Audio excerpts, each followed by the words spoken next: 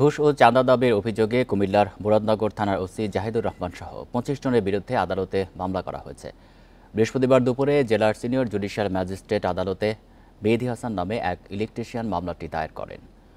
বিচারক মামলাটি আমলে নিয়ে আগামী ১৯ মে তারিখের মধ্যে এই ঈদে জামা জুতো অ্যাক্সেসরিজের ডিসকাউন্ট পিবিআইকে তদন্ত প্রতিবেদন জমা দিতে নির্দেশ দিয়েছেন।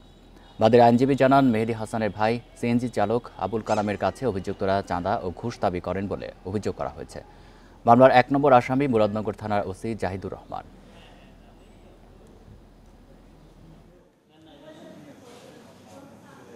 কর্তা আছেন মোহাম্মদ জাহিদুর রহমান। সে ডিবিতে থাকাকালীন সময় বিএনপির উপরের